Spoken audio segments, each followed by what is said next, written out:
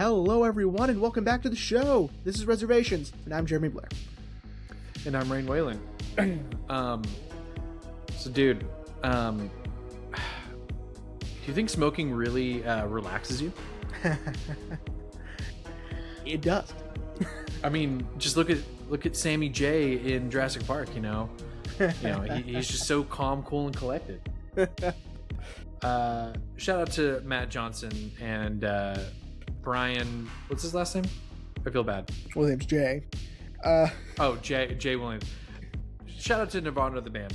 I think you mentioned it last week that you'd started watching the show. Finished and saw the movie. Oh, hell yeah. Yeah. I also was like, you know what? I'm gonna finally watch this, and dude, it's so fucking funny. And I love that they're rewatching Jurassic Park, and Matt Johnson is just like tearing it apart. Like how is he staying so calm? Like, react. Dinosaurs are like running, and then the realization that it's because he's smoking the whole movie. Like, that's right. Smoking relaxes you. Dude, yeah, Nirvana the band, the show was incredible. So thank God for Neon for picking up both the rights for Nirvana the band, the show, and Nirvana band, the show, the movie. Matt Johnson said in an interview that you don't need the show to watch the movie, and I agree. I mean, you don't really need it, but it's funnier if you watch the show first. Well, I'm assuming so. Stuff that, like, there's a running bit where Matt can swear all he wants, but Jay can't. He's always bleeped. Like, no matter like, he's always censored when he swears, and they continue that in the movie, which I think is really funny. And like, you may have thought that it was like some weird thing they were doing, but if you watch the show first, you know it's a running gag that they're doing. And the show is, like I was telling you, the show's a miracle. Like, I don't know how. Yeah. And so is the movie, by the way. The movie is like, I can't believe they did any, and I don't know how. Like, there's a lot of moments where I'm like, either they've been planning this for 17 years or they're just incredible at editing and cinematography. Because, like, I just, I don't know. It's crazy. The movie is amazing. The show is incredible. It's all great. Yeah. I love the whole, like, now we need to solve the mystery of who switched out my paint for wood varnish. And then, like, he's doing a whole bit of like doing like a noir, like, we're gonna find this guy. I mean, dude, Matt Johnson's so great. good. Matt Johnson's hilarious. Yeah, I mean, the show is incredible. Thank you to Neon for allowing us to finally see the show, which is 10 years old now.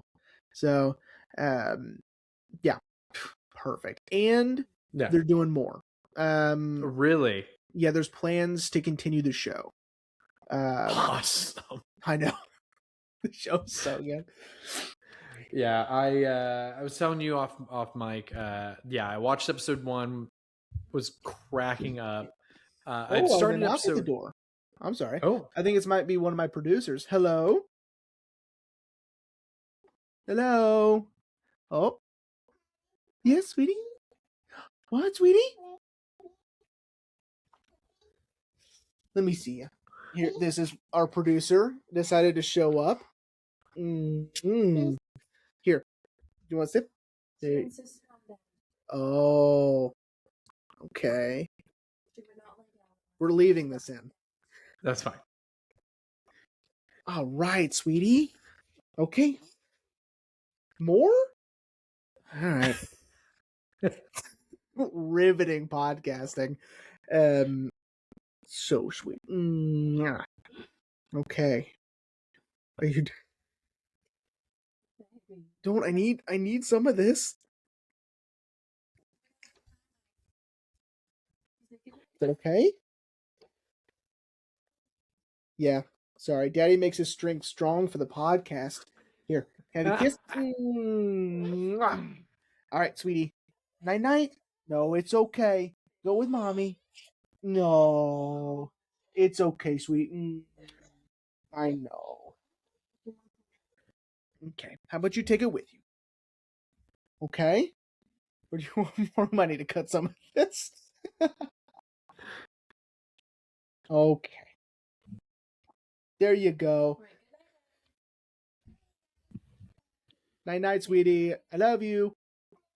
All right. Night night, I love you. All right. So that was our producers. They're one of Yeah, them is really runs the house. they got to make sure we're staying on target. I know. Hey, And you guys haven't and even mentioned freestyle yet, and yeah, I'm like, I know. I was just about to say like we got to make sure that we're Yeah. we're talking about freestyle. So Jeremy, why don't you tell everyone about freestyle? I mean, freestyle is like the coolest watch company in all of America, man. I mean, their watches are timeless, they're indestructible, waterproof, whatever. They're amazing. This is the octopus, of course, as I wear every episode. And my parent, my dad and his wife, my dad and my stepmom came to visit this weekend, and Dad said, "Hey, uh, give me later on, give me the code, and I'll see what I can do." You know what I'm saying? And he couldn't decide on one this weekend, so he's gonna mull it over because there were so many options. Uh, he's gonna mull it over, and then I'm gonna remind him of the code, which is Reservo7, for 10% off at checkout, and then he's gonna purchase one, and then we'll get our congratulatory $3. Hey, So let's see if he has see not. if maybe. Oh, okay. I was gonna say like let's log in and see. If But yeah, I mean, like he was looking through all of it, and he was like, "Okay, that one's cool. That one's cool." And so yeah, freestyleusa.com. Go check them out. They're incredible. I've been wearing this watch for a while. I would say a couple of months. And I've had it in the lake. I've had it in the pool, several pools. And I mean, it's like nothing, And my watch tan line is so sick right now. Can you even see that in the camera? Like, yeah, we've taken our producers. We've taken them to the water park a few times. So yeah, and Haley wears hers all the time. So she never takes hers off. Yeah, freestyleusa.com, baby. Reservo 7 at checkout. Nice. We're Yeah. really good at promos. Yeah. Dude, could you imagine if we actually did get like an ad? Like, I feel like we could crush an ad read. I think we could. Yeah. I really liked the way, this is an aside, of course, but I haven't listened in a while, but I was such a huge fan, and I still am, by the way. I think, first off, Conan O'Brien is the greatest living, I think definitely the greatest living talk show host of all time. In my personal opinion. I mean, I mean, David Letterman, I would say, is a little bit below, but he's close. Okay. But his podcast, Conan O'Brien Needs a Friend, he used to do this bit where he would do the ads, but it would say, it would start off by saying, now a break for Conan O'Brien to pay off the mortgage on his beach house, and then he would do the ads, and he wouldn't just read the script. He would just like vamp, still promoting. He's so good at this, still promoting the product while, poking fun at like capitalism or the fact that we're doing ads or even the product itself, he's just amazing. I love Conan O'Brien. But yeah, I think we would do something. I would find a similar approach to that. So there's a YouTuber I like, and he's had the same sponsor for quite a while now. It's a VPN company called Surfshark, and dude, he made a whole video about how he intentionally kept pushing the boundaries on his ad reads to see what they would say no to. Yeah.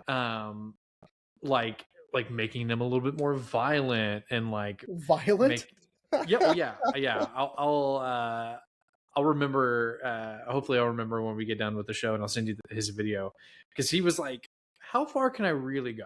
Like, y'all are because he has to tell them like, okay, this is how I'm going to do it. Like, is that okay?" Yeah. And he was like, well, "How far?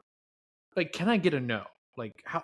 Like, are y'all just saying yes to appease me, or like, so like, how far could I really go?" And he did like essentially like a horror movie Yeah. ad read, and he was like, yeah, no way they're gonna say yes to this. And he was like, and sure enough, I got an email back, and they're like, looks great. And he was like, are you kidding? That's fine. But yeah, I feel like we would do something similar. Be like You know, just like, make fun of it, or shout out to Shane Top at Smosh. Dude, his ad reads legendary. yeah, I think that, like having a little fun with it, not being so boring, I think helps people not skip anything, like I'm Yeah, sure for people sure. skip the beginnings of our videos, but because they're so long. Um, but it keeps you engaged, right? Yeah. Because it's like, you know, I hate having. Listen, there are some podcasts where it's like I gotta just keep my thumb on the 15-second or the 30-second skip because it's like I'll give you a great example, and then we'll start with the show. There is a show that I love that I also hate so much, which is Radio Rental. Radio Rental is it's a scary story podcast where people who it happened to are telling the story. So the producers go out, they find the people, right? And they have them tell their story, right? Mm-hmm. However, it is hosted by a fictional character played by Rainn Wilson, and Oh he's god. a fucking cartoon, and I hate him. Like, it's such buffoonery, right? Someone will tell a story about something horrible that has happened to them, and then it'll end, and it'll go, oh yikes, wouldn't want to be in their shoes. It's like, shut up, dude. And it's so long. The preamble in the beginning is horrendous, right? And then they get people like there are like episodes where he's not there, and they're having people fill in, which don't, you know.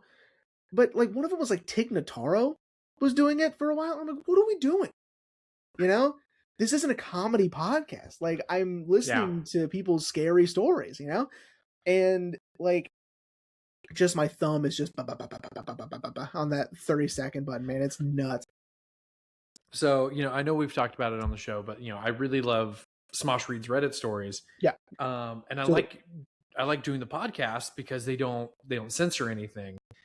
But the problem is not only do they have the ad reads that they put into the episode, because I think they just kind of do what I do with our show, where they record it and then they upload the audio, and they've already got the video edited, because Shane's ad reads are still in the episode, but at some point they put in, I don't know if they're putting them in or if it's just like an agreement that they have where it has to play other ads, because sometimes they're oddly specific ads, like local ads. Like there was one I was listening to, and it was promoting the MCM Elegante.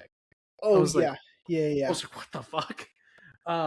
But yeah, same thing. I'm like, god damn it. There was one episode, I don't remember what it was, but Ashley and I were listening to it. It was egregious. We're like in the story, we're like, okay, ad. And so Ashley's like, yeah. But yeah, no, I get it, man. Now before we get into the episode, I did want to ask you, what was one thing you watched recently over the weekend? Not much. Like I said, Dad was in town, so we didn't really watch anything. And then over the week, after I finished Nirvana the band, both the show and the movie, this always happens. Like every time I find something like that I'm locked into and that I love and that, I am like I'm in it until it's over. Uh-huh. Once it's over, I have a really hard time finding something else to watch. Mm-hmm. And so like I would just watch like random stuff. Like I watched a couple episodes of Rick and Morty. I hadn't watched Rick and Morty in years. Yeah, Um, there season 8, I think, is coming out soon. yeah, Season which 9. coincidentally, one of the episodes I watched had literally Hugh Jackman in it, which was interesting.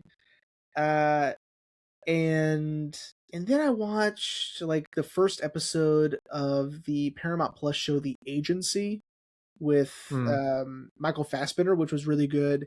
And then my TV sucks. Like with Paramount specifically, like it'll crash out, Mm-hmm. like and just it's awful. Um, and so like it kept like stopping and buffering and whatever, and then it just completely crashed, and I was like, forget it. Like, sorry, Fassbender, like it's not worth it. So it's not that. And then I watched a couple episodes. I always do this, okay, with this show Uh-huh. specifically. I start watching The Terror, the first season, which is about the two ships. Oh man, what year was that? Oh shit, I don't remember. Um, these two ships that were out on the Arctic Ocean that disappeared. Okay, and it's about those crews, and it's very good and very well done. It's uh,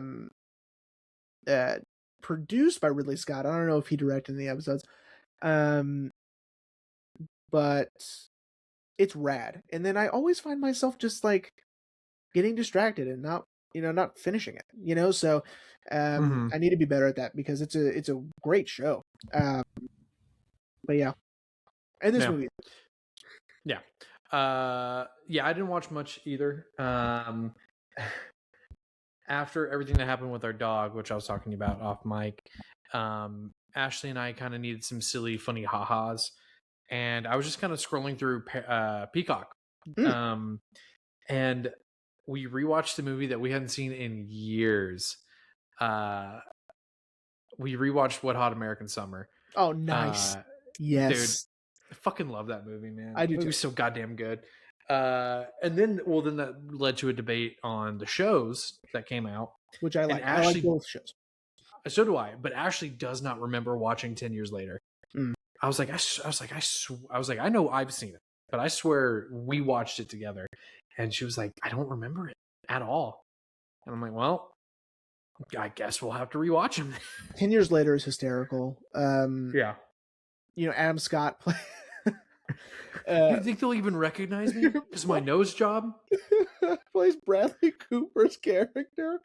Oh Dude, man, it's too was good.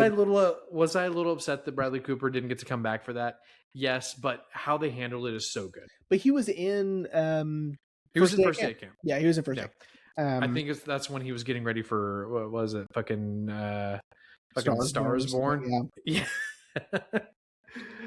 But yeah, no, I was like, shit, I gotta tell Jeremy that we rewatched Yeah, Wet Hot Wet American Hot Summer. American Summer is an incredible movie. Dude, and it's what's so funny is that the camp they filmed it at, when the people who own it saw the movie, they were like, what the fuck? That's not what you told us this movie was going to be. And they're like, whoa. Because apparently they didn't necessarily lie, but they omitted some things, I guess. Yeah. But everyone, if you haven't seen it, go watch Wet Hot American Summer. It's so good.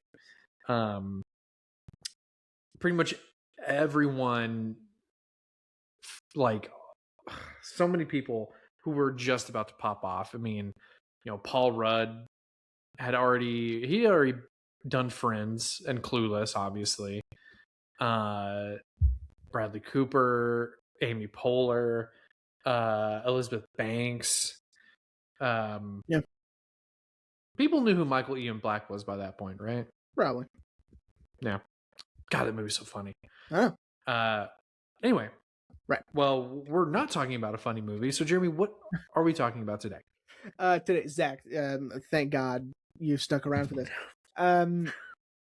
So today we are discussing what I could argue, and I probably will throughout this episode, to be possibly Christopher Nolan's best film. Oh Um, shit. um, I think this should be in the running for his best. Okay, Okay. we are discussing his adaptation of The Prestige. So I'm gonna admit something. Yeah. I never knew this was based on a book. Yeah. I legitimately thought this was something that came from him and his brother's brain. Mhm. And I was watching some of the behind the scenes stuff today. On the Blu-ray disc, 'cause for whatever reason it was on the Blu-ray disc, not the 4K disc, but Because the whatever. 4K doesn't have enough storage. Go on. Yeah. Anyway, but they kept like showing, they kept showing the author, and I didn't realize it was the author. Ah, And I was like, why are they talking to this guy? And who's then I this did a little. nobody? I know. I'm like, and it just says novelist.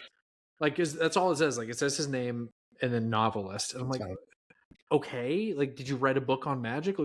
And then I was like, oh my god, that's the author.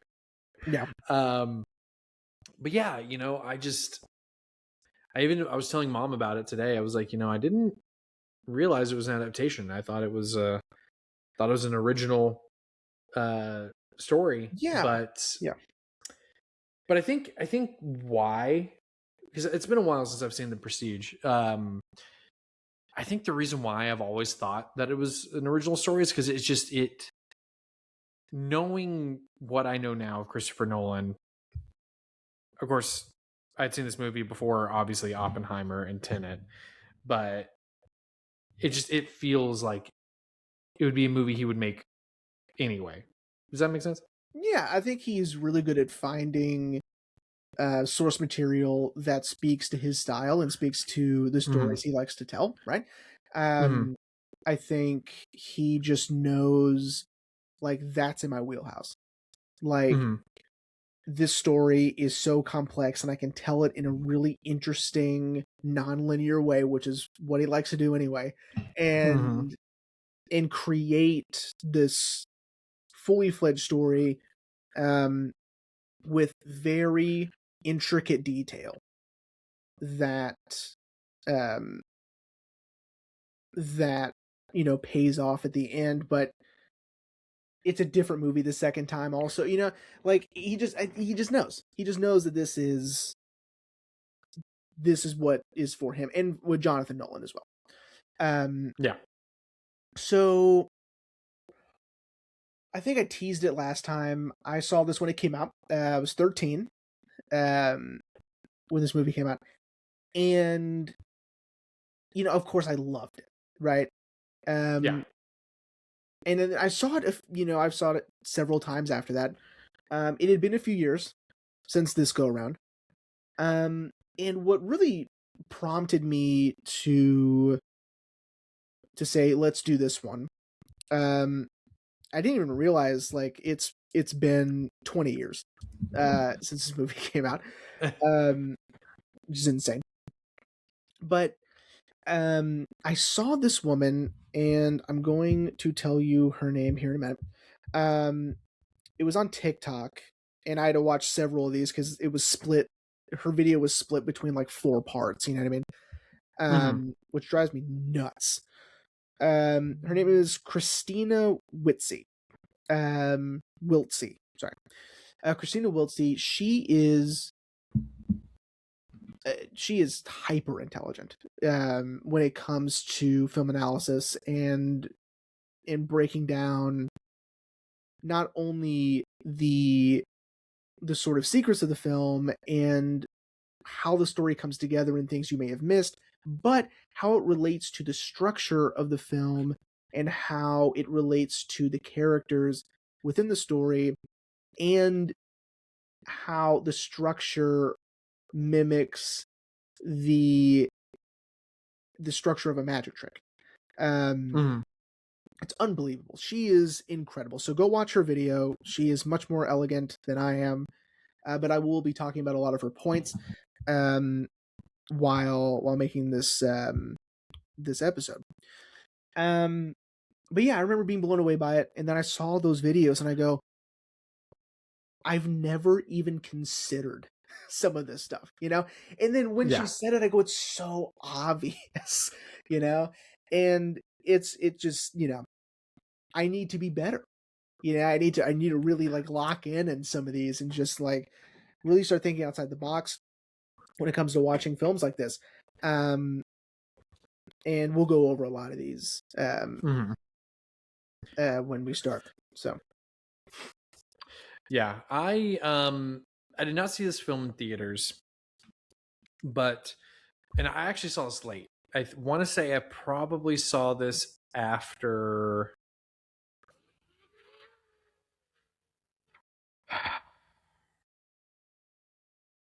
I don't remember. I know it was recent. When I say recent, I mean within the last 10 years or okay, so. Like I don't exactly remember when I saw it. Um but I remember seeing it and I was actually very confused. Because I'm not gonna lie, I did kind of hold this movie in comparison to another film, which I think came out the around same the year. same time, Yeah, The The Illusionist, Illusionist. Yeah, um, which also has a big fucking twist in it.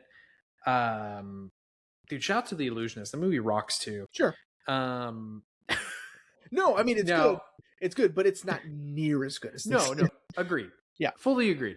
I mean, it's also two different films, which we talked about briefly with everyone comparing Obsession and Backrooms.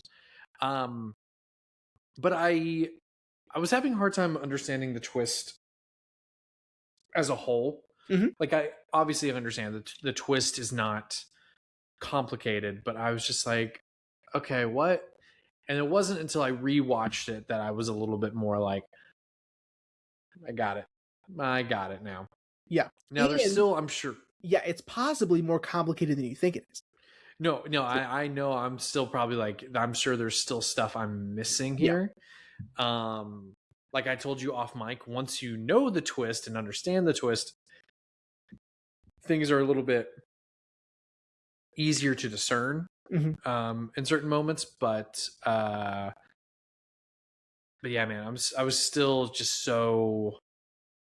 This movie's so good, dude. I know. I'm not gonna lie. After I finished it, I started listening to David Bowie. Sure. I was like, man, I haven't jammed a Bowie in a while.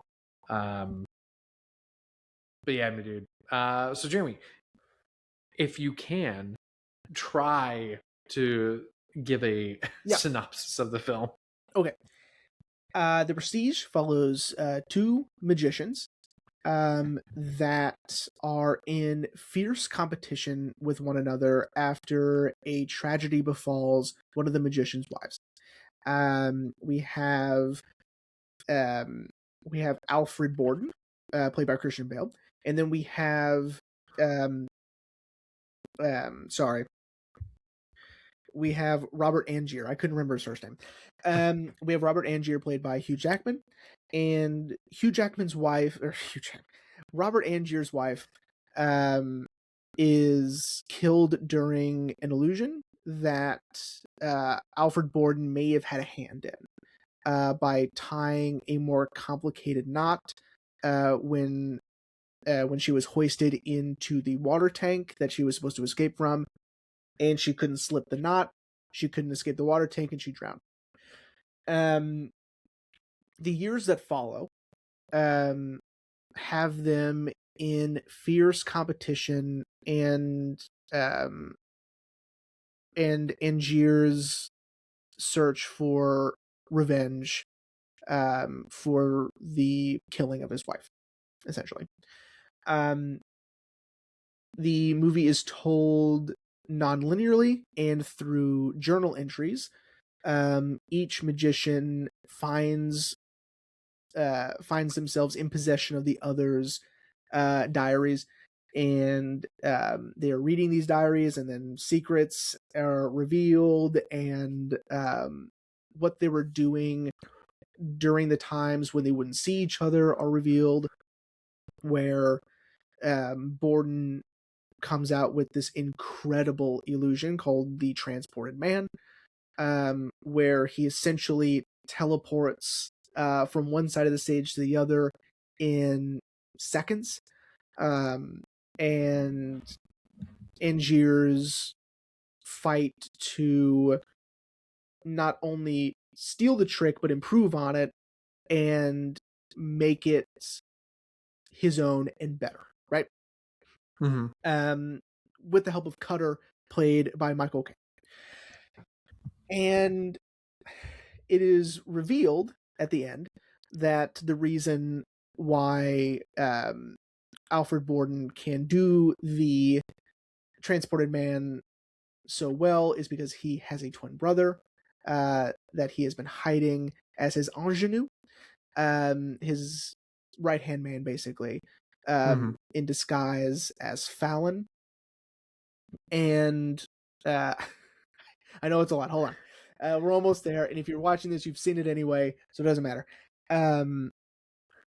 And Angier's, I mean, with Tesla, listen, we're yada through a lot of this, all right?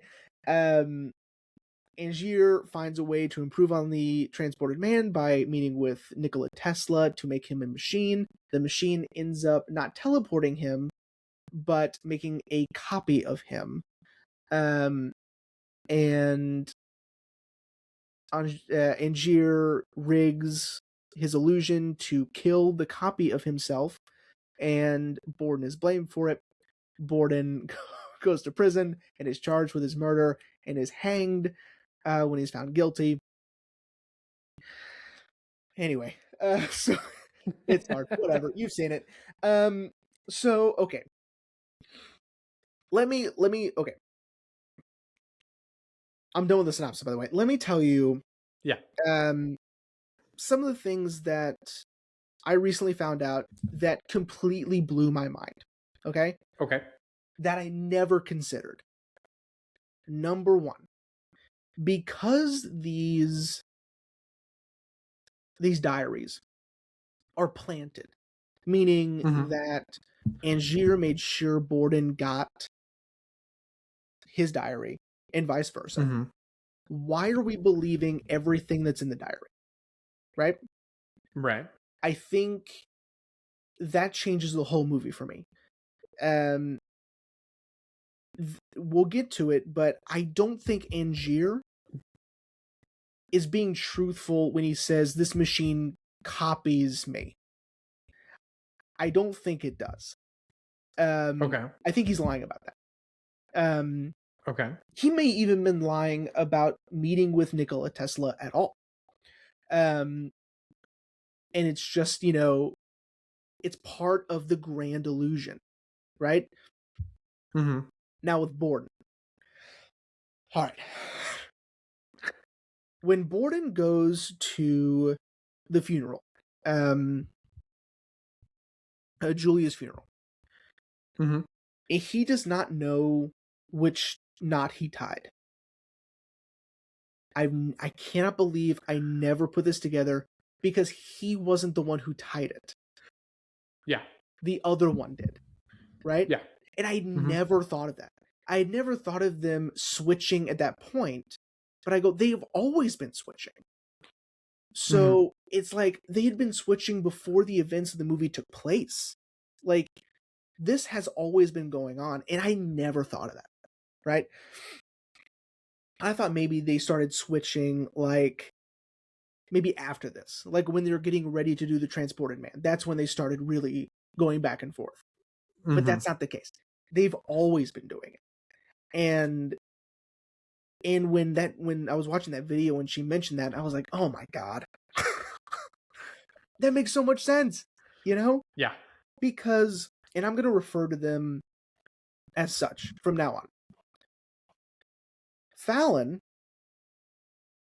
married Sarah and they had a daughter, okay?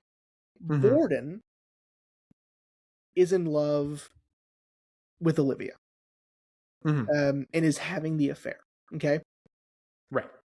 For instance, when Sarah... Well, go ahead. Their names are Frederick and Albert, by the way. Well, whatever.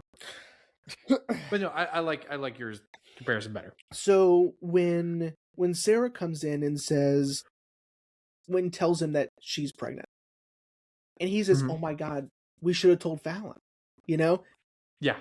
because that's his kid, right? At that moment, because we later in that scene, when he says that he loves her, she says, "Not today," because that's not the one who fell in love with her. That's the other one, you know. Mm-hmm. And there's lots and lots of evidence or of details throughout the whole movie where not only the yes, you mean it today, no you don't, but also like the little thing like, oh, we should have told Fallon, you know, Mm-hmm.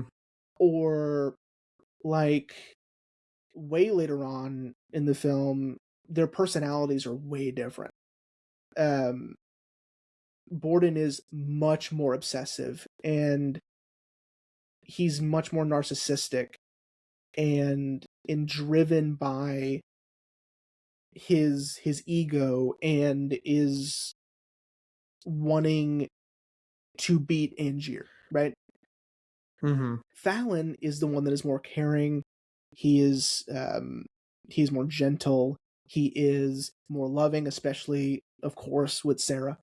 Um and it's at the end, it is more of a gut punch once you really digest all of this the second time, Mm-hmm. and you're watching it and you go, they really did sacrifice half of their life for this, you know. um Mm-hmm. and like when they go see the Chinese magician, okay, Mm-hmm. who, by the way, based on a real person, not Chinese, pretended to be Chinese as part of his illusion, as part of his act. Mm. And that's why Borden could spot it immediately. He goes, that's the trick. He's pretending to be crippled. He's pretending to be um this sort of broken down, aging old man, Mm-hmm. even when no one's looking, because that's what it takes, right? Right. And all right, we need to keep that in mind throughout the entire movie, right? Mm-hmm. Because not only is Fallon and Borden doing this even when no one is watching, right? It's full commitment all the time, right? Mm-hmm. Angier adopts this way of thinking eventually. Okay. Mm-hmm. And and at the very end, okay, Mm-hmm. and I'm talking the very end, when we're in the hall of the prestige materials, and Fallon's about to leave, and because it is Fallon that lives at the end, just so you know, Yeah. the one who was in love with Sarah and had the daughter, so they made sure the right one didn't go to prison. We see the water tanks, okay. Mm-hmm. Now we see the water tanks, the big reveal is that there are bodies in the water tanks, and Mm-hmm. they all look like Angier, okay. Mm-hmm. Yet it's been months, okay. He's been doing this for months. Yeah. So why are these bodies in perfect shape?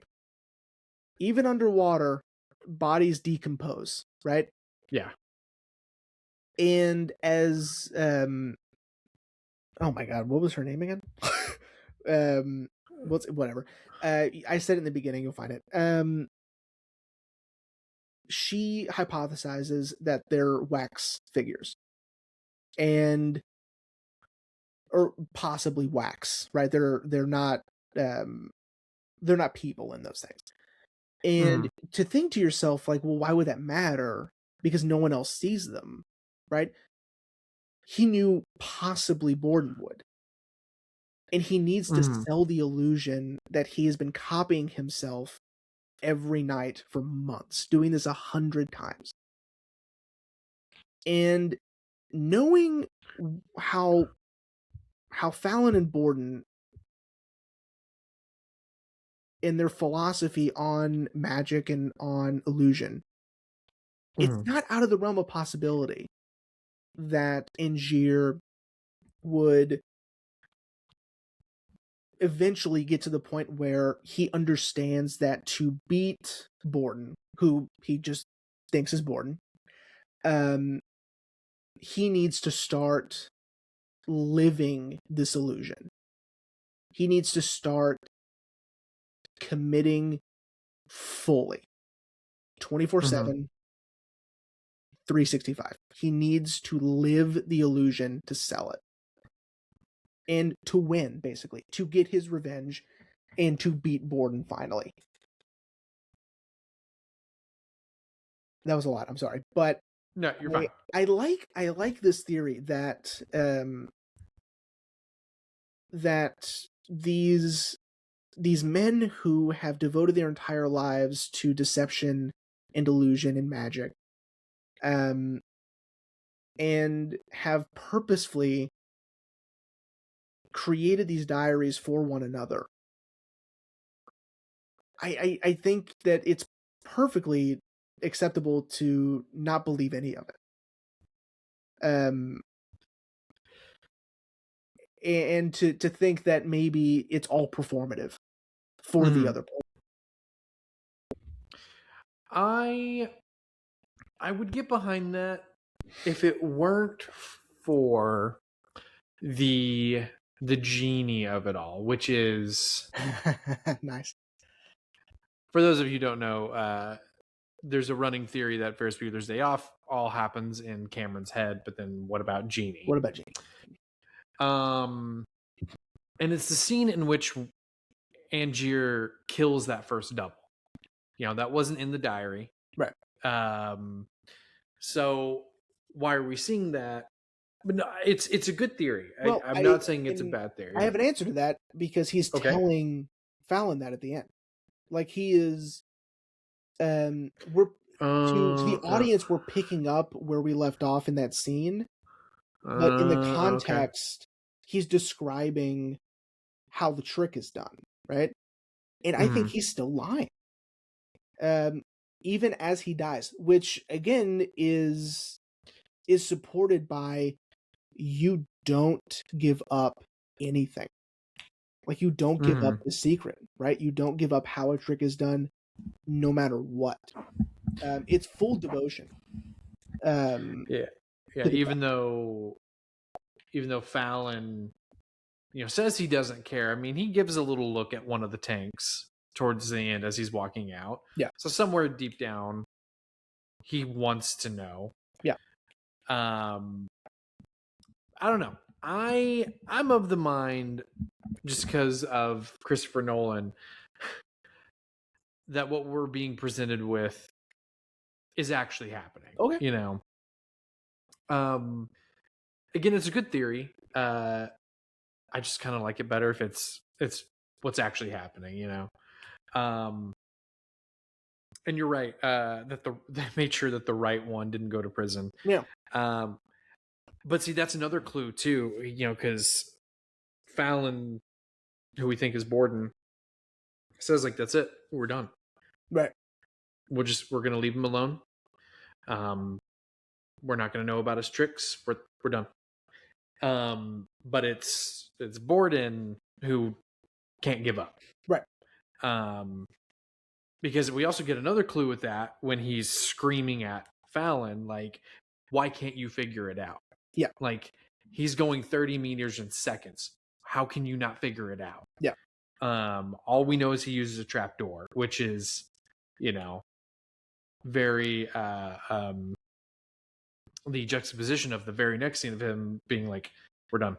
That's it." yeah, yeah. And again, like it's very well edited because, Yeah. which again, I think this should be argued as maybe his best movie because it has everything we love about Nolan films, even up to the modern day, but on a smaller scale, you know? Mm-hmm. Um, and I think it just like having it be at a smaller scale makes the techniques seem way more impressive, especially Mm-hmm. with the editing, the twist, the layers of detail, um, and presenting it in this unique structure, um, where like, man, I wish I could watch this for the first time again because I'm watching it last night and like we open it at Angier's final performance, Yeah. um, and like we don't know who any of these people are yet, you know, and it's like, man, I wish I could have watched this for the first time again because like I'm so spoiled because I know who everyone is and what's going on, Yeah. um, it's such a cool way to structure the movie and um to tell the story because of all that is revealed at the end. I mean, it's Mm-hmm. genius. Um, so all right,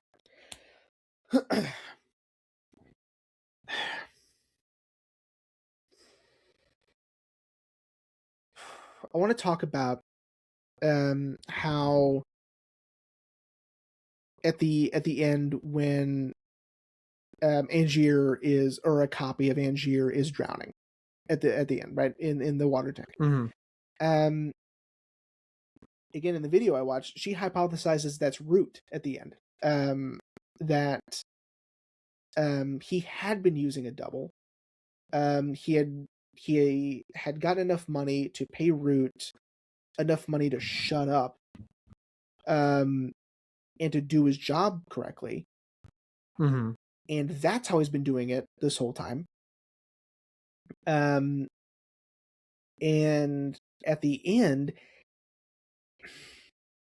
there's a moment where he's in the tank and he's drowning, but whenever he finally stops moving and he's essentially has drowned.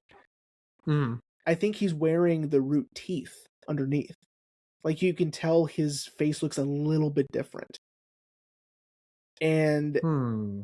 I think she might be onto something. And I don't know if that's intentional or not, because I was really paying attention this time to how different Root looks to Angier. Even though they're both played by Hugh Jackman, I'm like, there are subtle differences, and one of them is the teeth, because he's got really fucked up teeth. That he has to hide throughout the performance to sell the illusion.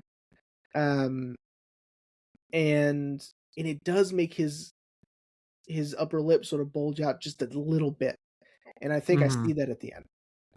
I could be making that up, but it would make sense because it would be a way for Cutter to identify Angier Mm-hmm. at the morgue, and them still believing that he is too afraid to get his hands dirty. He's too Mm-hmm. afraid to push the envelope, to do something reckless, or do something immoral, or um I guess unethical, um to achieve the illusion, right? Or to Mm-hmm. achieve greatness in his magic. And I think at that time, he had already cut off Cutter, right? Um until he met up with him at the end, Mm-hmm. where he had already changed, right? He was already, this cynical, um, amoral character by the end. And Cutter doesn't know that. He doesn't know what's been going on in between that time. Neither does Mm-hmm. Ward. And so they wouldn't have even thought to look to see if that was Root or not, you know? Root was an out of work actor that doesn't seem to have anyone who cares about him, or, doesn't have a Mm-hmm. family. And so no one's looking for him. After he was um, fired, I guess, whenever they lost that show with the updated Transported Man, it's Yeah. not like they kept in touch. So, Yeah. but again, like, these are layers you have to read into, which may not have been Nolan's intention, you know? Mm-hmm. Um, I think it makes it more interesting. I am the opposite of you. I think that, yes, him having a machine built by Nikola Tesla that clones him every time he uses it is very interesting, and it's very cool, right? Mm-hmm. But I think it's cooler if it doesn't happen at all, and that it is itself an illusion, and that in and of itself is a misdirect, or just a flat out lie, you know, Mm-hmm. um, to psychologically influence Borden. Um, I think that's more interesting to me. I don't know. Yeah. I I don't know. I really liked the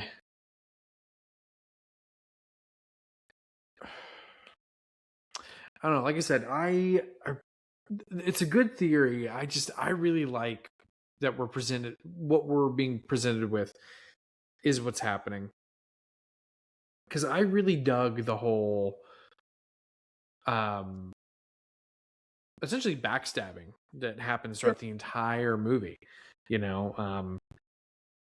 Hugh Jackman, Algier, kind of falling in love again with Scarlett Johansson's character, and then losing her because of his sort of selfishness of using her to spy on Borden.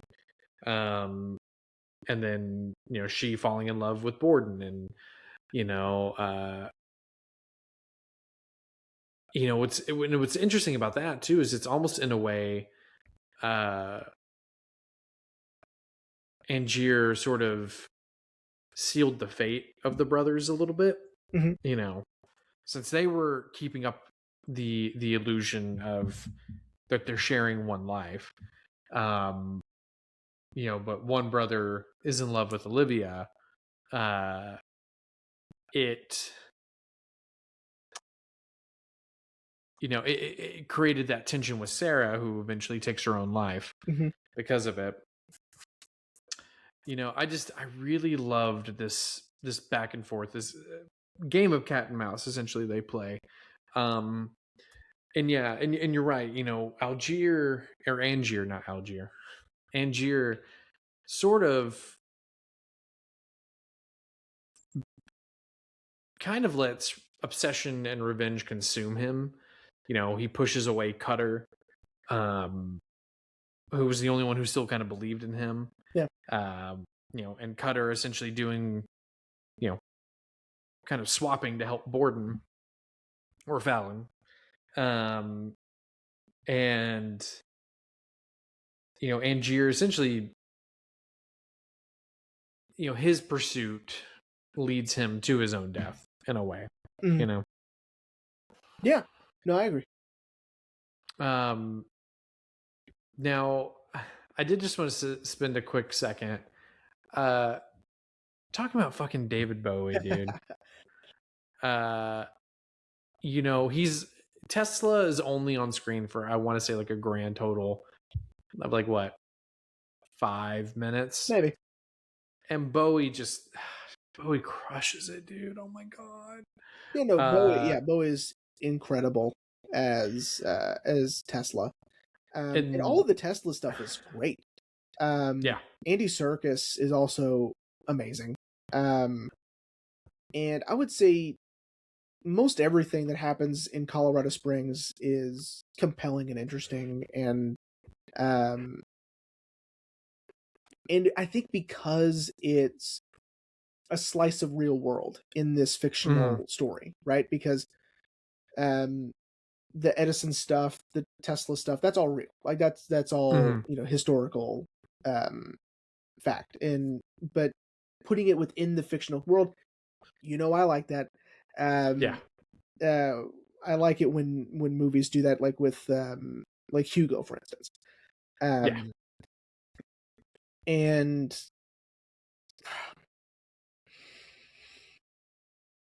I don't know. I think that to me, it also feeds into the theory that I love so much that it's all made up. Is that like Angier is sprinkling in some of that realism? You know, Yeah. he's like, I'm in Colorado Springs. Like Tesla is working in secret while Edison's men are trying to infiltrate his workshop and blah blah blah blah. It's believable, Yeah. that's happening.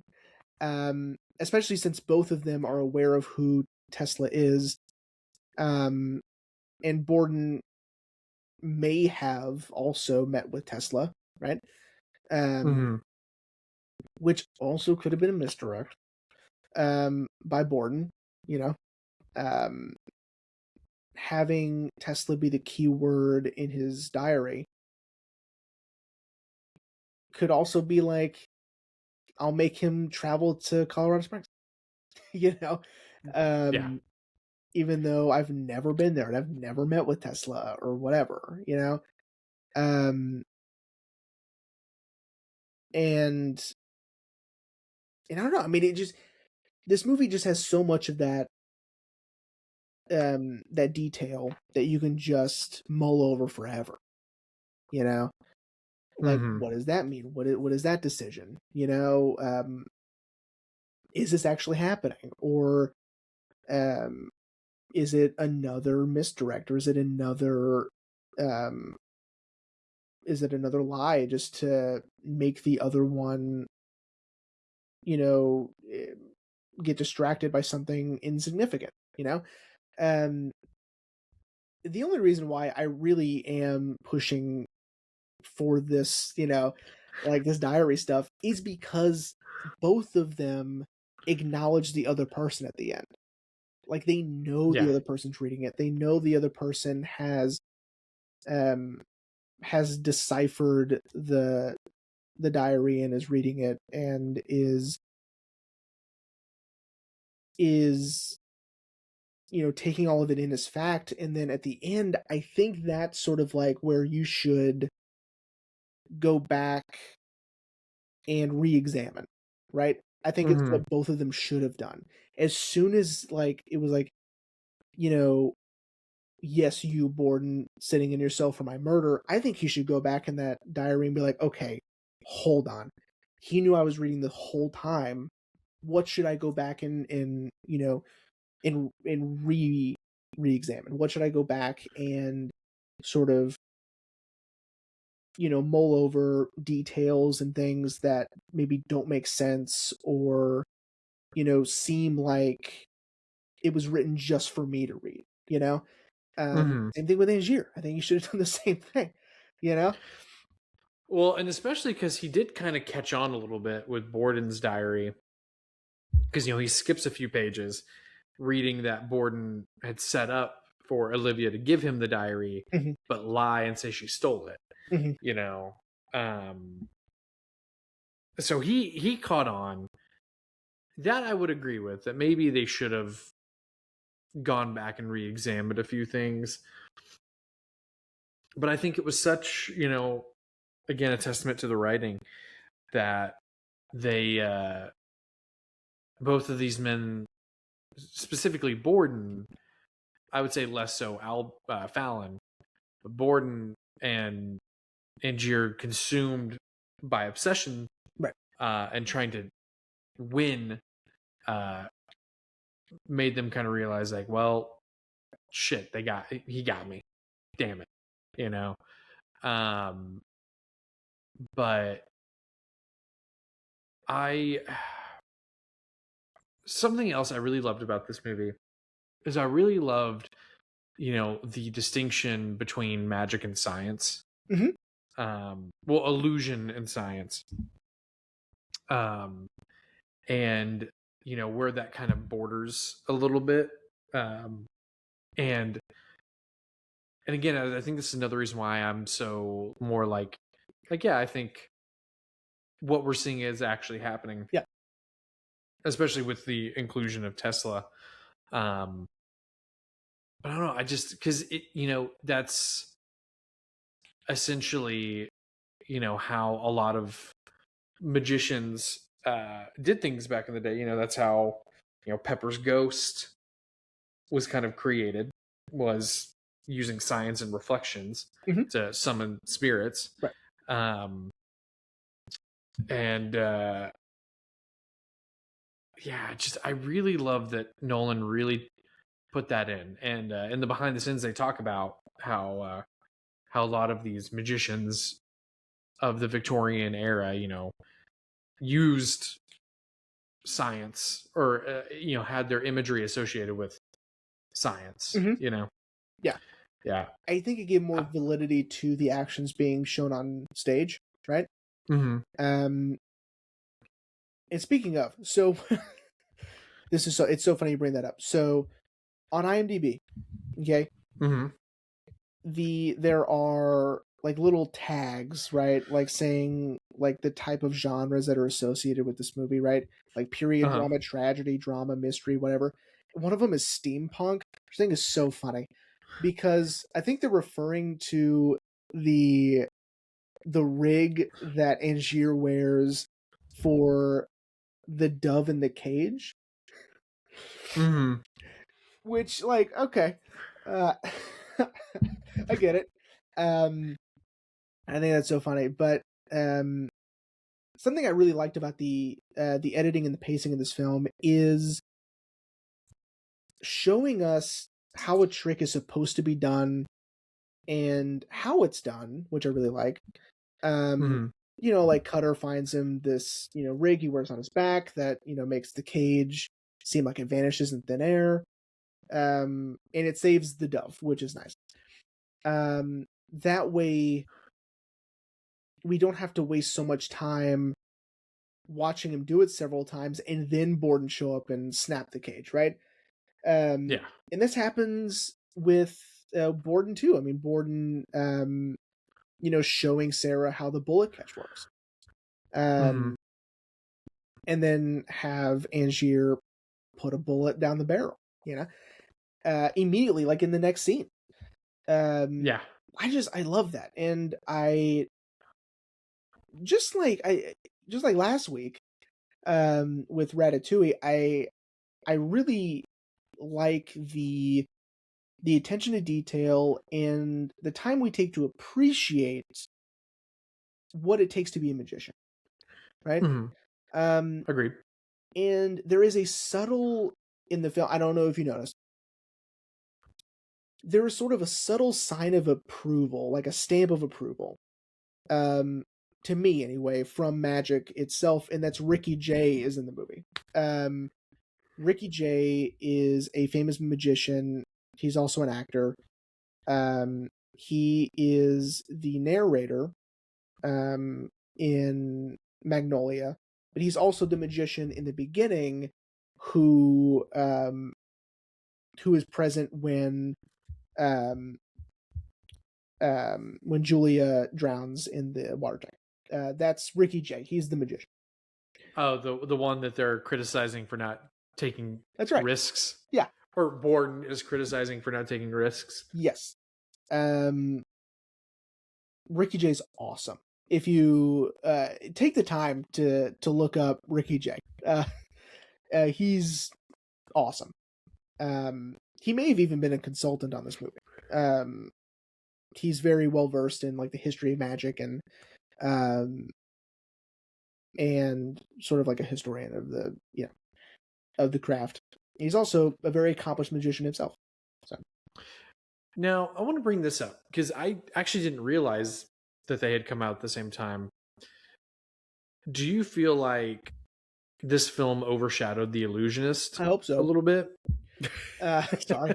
I like The Illusionist. I did see it when it came out also, not in theaters, I don't think. Um, cause I really liked Edward Norton.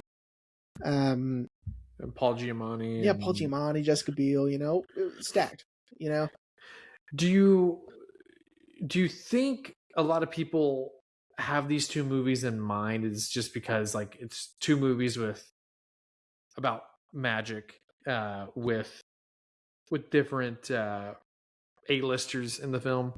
Well, this happens all the time. I mean, you have Ants in a Bug's Life, you have No Strings Attached, and Just no string, Friends with Benefits. Friends with Benefits. Thank you.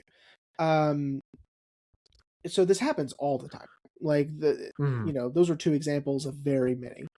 Yeah.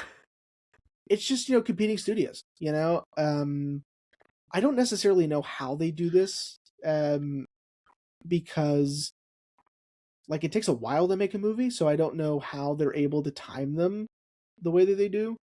But they find a way, and and yeah, they just want to, this movie is about magicians in the 1800s, so let's do that. But instead of being London, it's going to be in Vienna. I think is when. Sorry if everyone can hear that. I think there's an Amber Alert going off. Oh, yep. Yeah. Oh gosh, mine too. I definitely didn't turn that off. I have my sleep focus turned on, so it blocks all notifications. Nice, right on. But yeah, no, like I actually didn't realize that both movies had came out around the same time. Just like with this film, it took me a second to understand The Illusionist as well. I don't remember a thing about it, if I'm being honest with you. I just remember the big twist was to make it seem like Jessica Biel's character had died, so they could be together. Yeah, that one was more supernatural, more of and fitting with the time as well. Like in the book, The Prestige, the accident that triggers their rivalry was a botched seance. Very popular back then. Seances were all the rage. And Julia was pregnant and gets hurt and loses the baby. And that's what triggers their rivalry in the book. And so, and The Illusionist is more of that sort of that type of magic, that type of illusion, of the supernatural and of like the sort of the beyond the grave, the other side sort of thing. Which, I mean, you can even with that, you could just you could say, okay, they're completely different, But yeah, I mean, the fact that they come out at the same time, and you have people in period costumes on the posters, and they're both about magic. That's all it takes. So yeah. No, I just wanted to bring that up because I didn't really think about that until you mentioned it. Well, when I brought up The Illusionist and you said that they had come out around the same time. Yeah, man, I feel like Nolan. We've talked about it before in like Dunkirk. Nolan using a non-linear format to tell a story. It's so rad, like, and I love how he does it.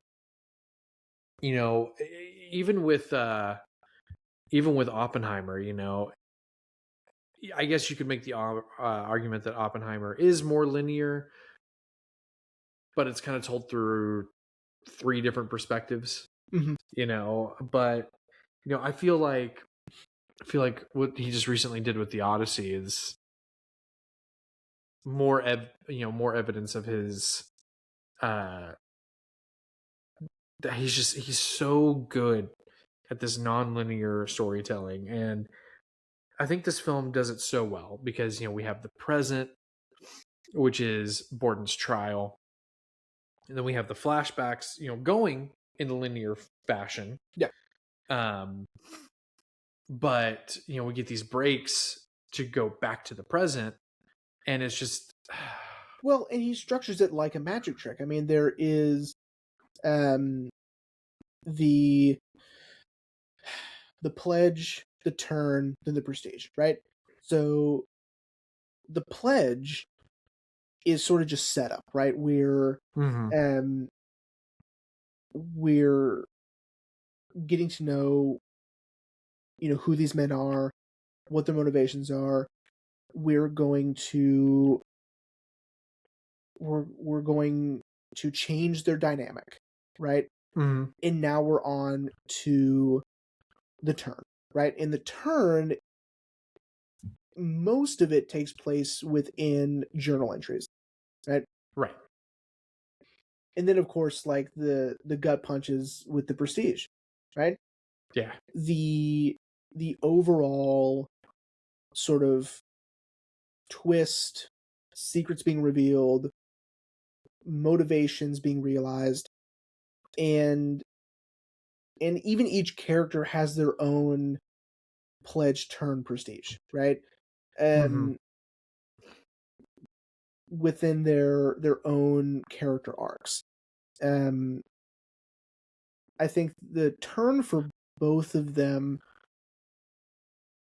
I think at the end of the turn for Angier is when he finally admits to Olivia that had nothing to do with his wife anymore.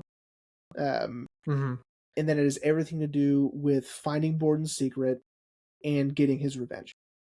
And God, with Borden,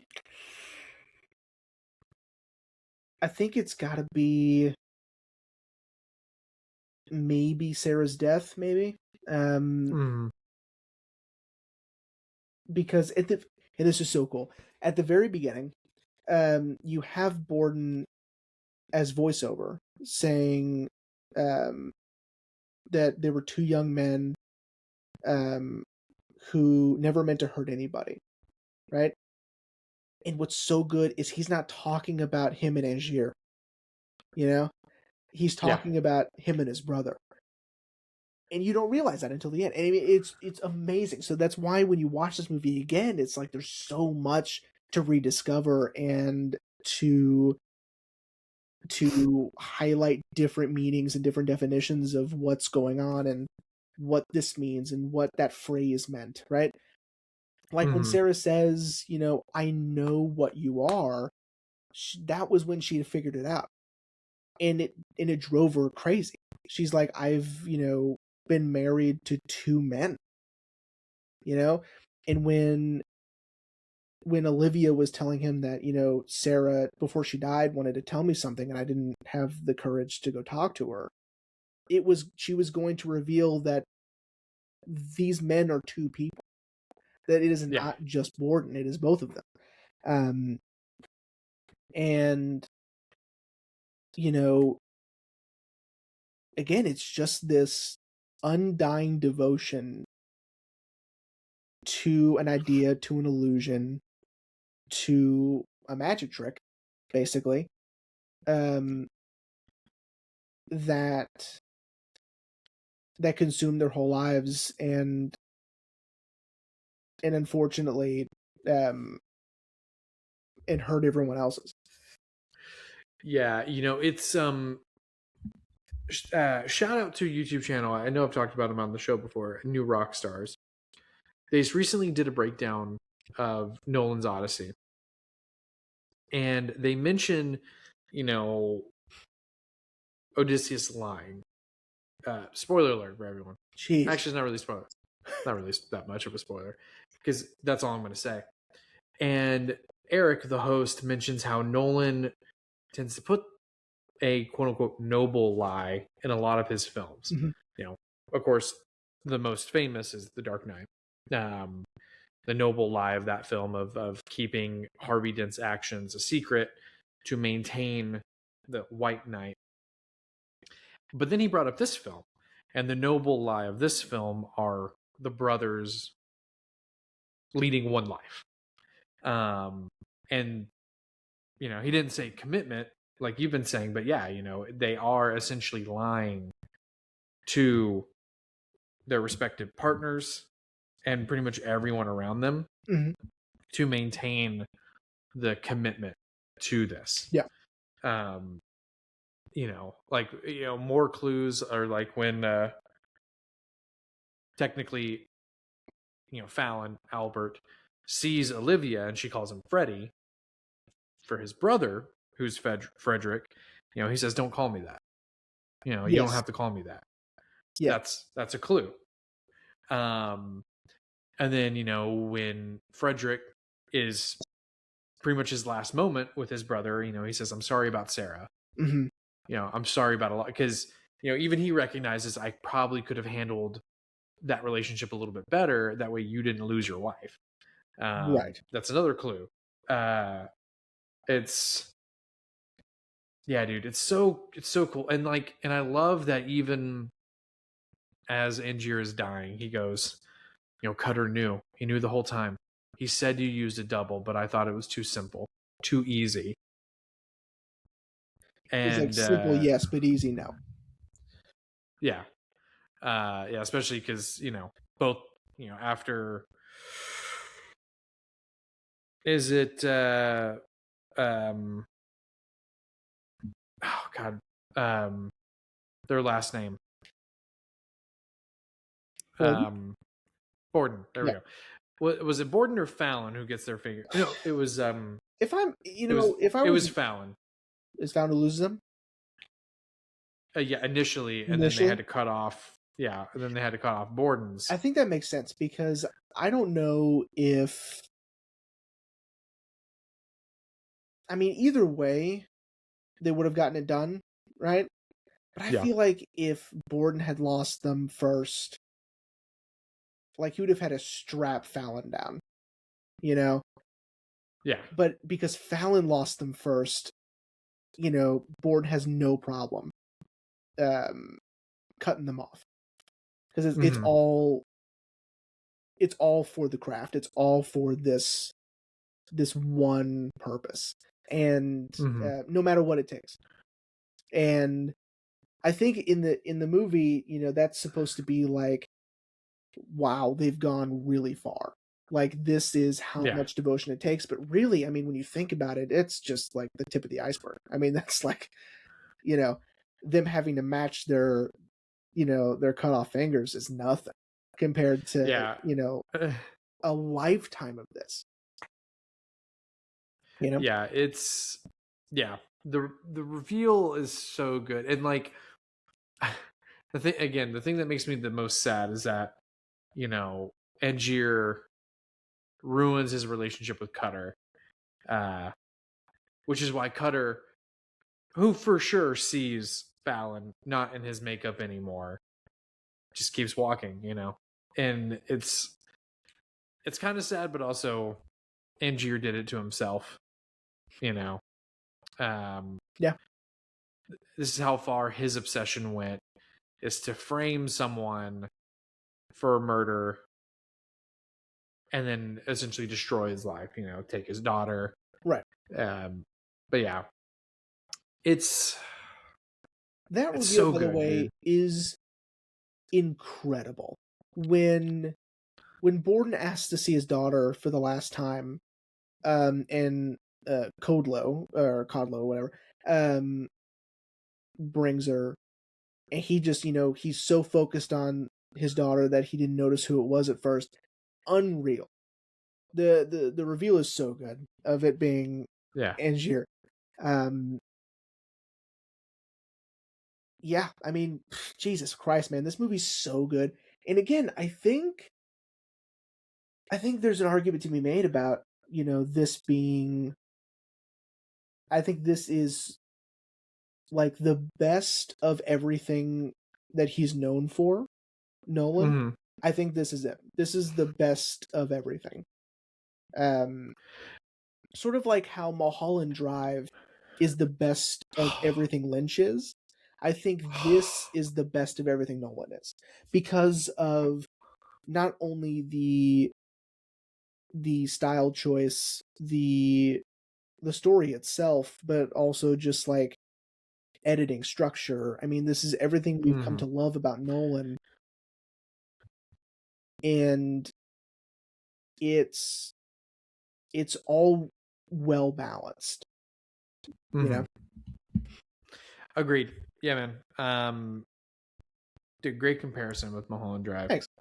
Now that Ashley's seen Twin Peaks, I've been trying to get her to watch Mulholland Drive. She'll love it. Or at least maybe Lost Highway. Oh, God, I love Lost Highway. Right. Well, that being said, buddy, are you ready to wrap up? Yeah. Shout out to Rebecca Hall, incredible performance. Oh, dude. I know. Scarlett Johansson's amazing. Piper Perabo in the beginning, great. Yeah, this movie just rocks. And I did actually start listening. I started listening to the book. It was free on Audible for a while.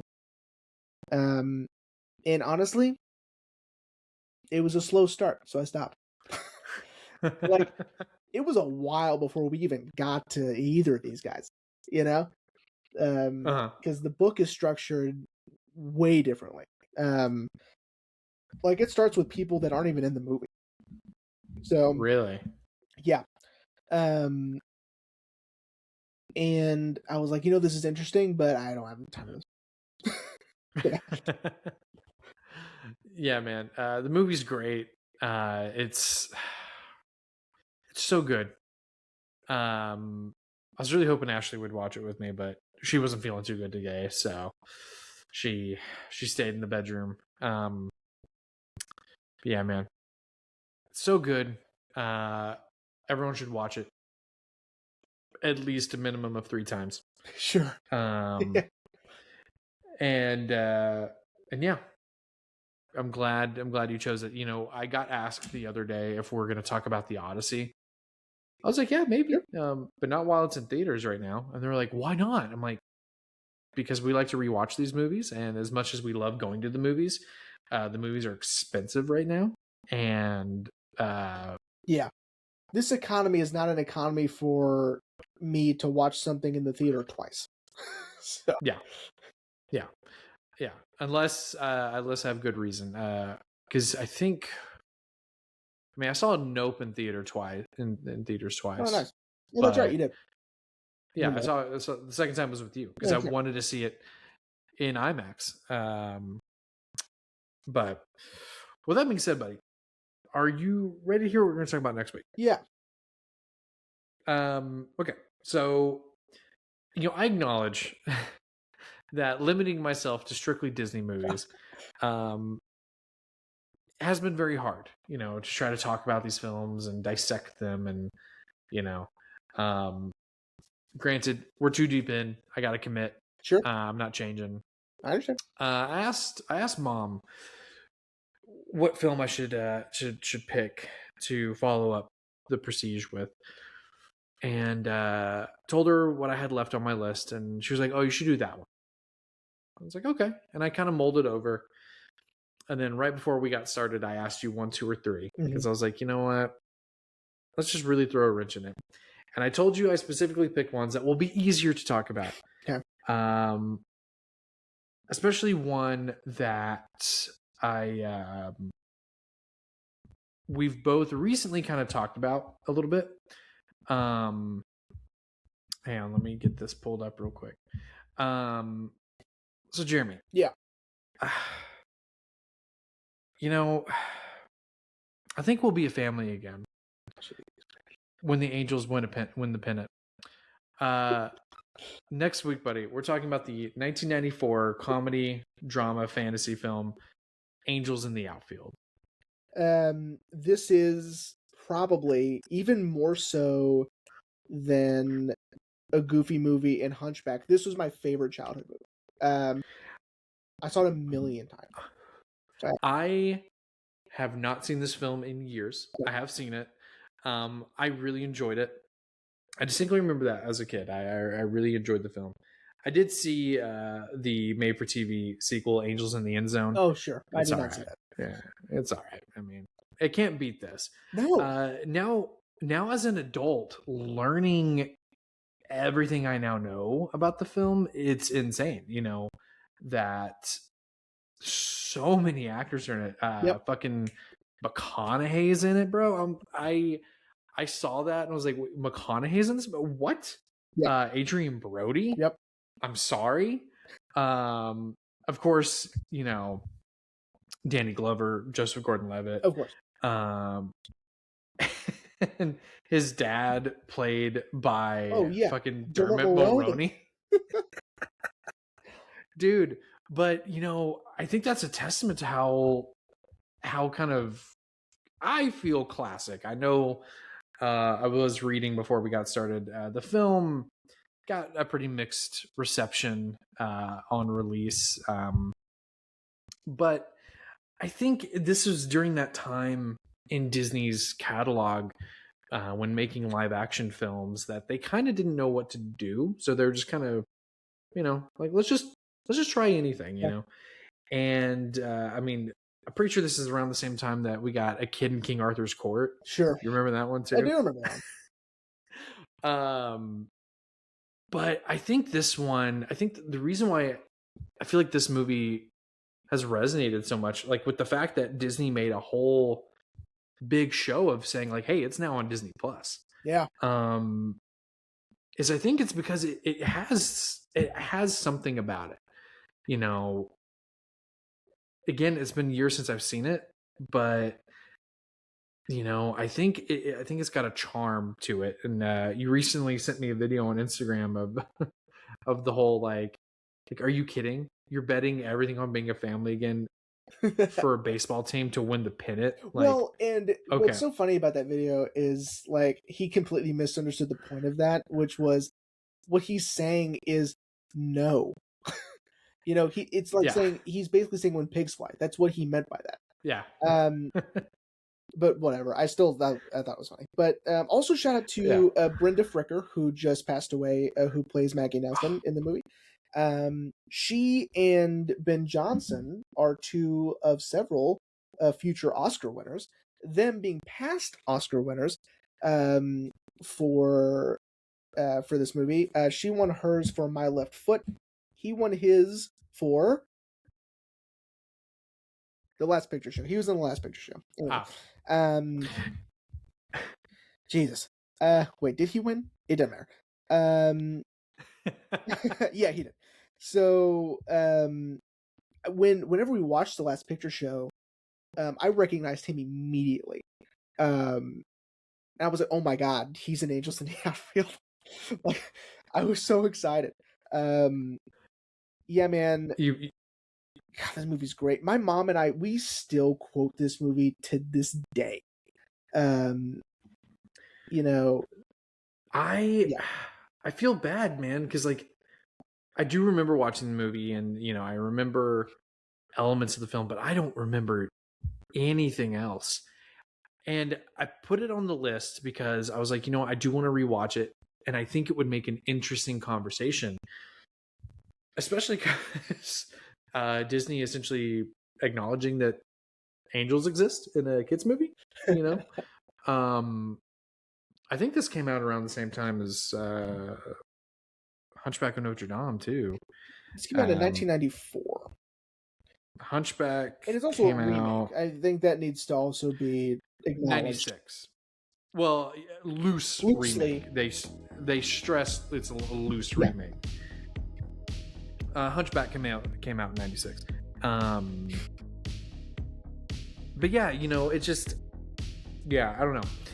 This is also I thought this is also Maya's first movie. I put it on shortly after she came home from the hospital. I was building some rig that like rocked her without us to, you know, or anything. And I was like, let's put Angels in the Outfield, you know? And it just so happened to be the first movie she ever watched. So amazing. Yeah. And then when she becomes 18, she's gonna despise this movie. No, I hope not. She loves baseball right now. She'll ask for it. That's awesome. Yeah. But yeah, man, I was like, you know what? I think this is the winner. Perfect. Would you like to know your other two options? Wait, can I guess? Absolutely. Was it Mary Poppins and Robin Hood? Because I keep skipping over those. Mary Poppins was, and then when you brought up that some of these movies have been really hard, I was like, I think Mary Poppins will be easy, but we'll wait on Mary Poppins. It was not Robin Hood. Okay. Mainly because I also just recently rewatched it. I don't know why. I was like, I just want to watch it. That's insane. So I put it on. Dude, I love Robin Hood. I know you do. The movie's so good. No, the option one was Honey, I Shrunk the Kids. Honey, I Shrunk the Kids. Yeah. And two, the one that my mom said we should do because it would go with today's episode, mainly because it shares a cast member, Newsies. Newsies. Nuts. Yeah. Yeah, never seen it. So, You've never seen? Oh, fuck. Well, it's too late. We've already said Angels in the Outfield. Angels in the Outfield, a movie I've seen literally 100 times, I bet. Nice. Well, cool, man. All right, everyone. We hope you enjoyed this episode on The Prestige, and we will see you next week for Angels in the Outfield.